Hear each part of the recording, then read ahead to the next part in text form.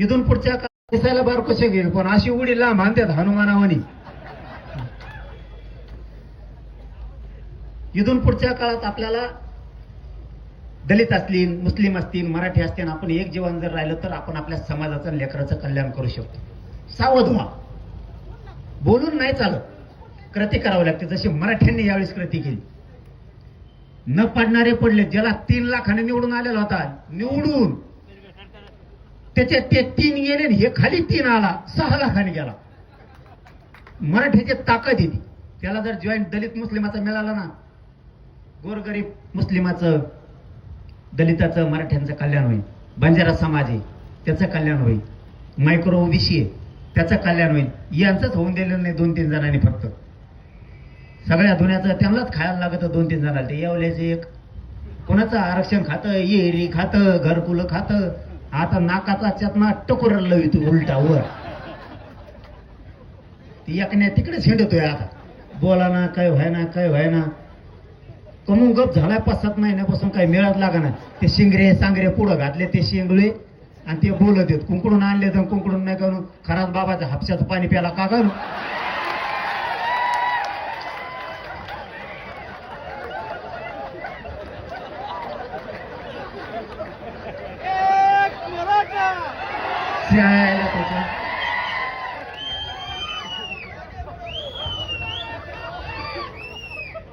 उठलं सुटलं का आरक्षणाचा विरोध करेल, उठलं सुटलं का आरक्षणाला विरोध करेल.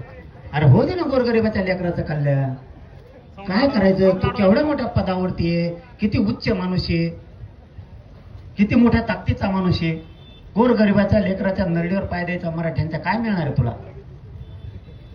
मिळू दे की, मिळू दे गोरगरिबाला. धनगर लागते त्याला, फक्त धनगर बांधवाचे लोक मतदानापुरते. एसटीतून आरक्षण द्यायचं म्हणलं त्याच्या तोंडाला काडी लागल्यासारखी होती. म्हण ना धनगराला एसटीतून आरक्षण द्या, मतदान लागतं का फक्त. हे मिळू देत नाहीत. फक्त गोड बोलून धनगर बांधवाचे आडून गेलं कोण मराठ्यावर वार करायचे. हे यांचे काम. आपण सुद्धा आता बदललं पाहिजे. आपला कोण नाही विचारला पाहिजे. विश्वास संपादन आपण केला पाहिजे. आता बंजारा बांधव, मुस्लिम बांधव आरक्षण मागतोय, धनगर बांधव मागतो. मराठी ताकते नाहीत ना, काळजीच करू नका. आता त्या बंजारा बांधवाला आरक्षण कसं काय नाही मिळलं पाहिजे. आयुष्यभर का औषध तोडायचं का ते. मी तर म्हणतो ते एवढी मोठी जात आहे, त्या जातीचे लोक मुकादमाकडून व्याजानं पैसे घेतात, आयुष्यभर ऊस तोडतात. त्यांचे पैसे सुद्धा फिटत नाहीत. त्यांचं लेख बाळ सुद्धा नोकरीला लागत नाही. का. या राज्यात, या देशात त्यांना अधिकार नाही. त्यांनी आता त्यांची ताकद ओळखली. मी त्यांच्या सगळ्या लोकांना बोलतो, खरं सांगतो, काय त्याला भेच आपण खोटं बोलत नाही. त्यांच्या सगळ्या नेत्या सांगितलं, नीट राहा, गरीब धनगराच्या मागे, गरीब बंजारा समाजाच्या मागे उभा राहा. सगळ्या नेत्याला फोन करून सांगितलं, आमच्यासाठी उभा राहा म्हणलं का मी, आमच्यासाठी या, आम्हाला आरक्षण मिळवून द्या.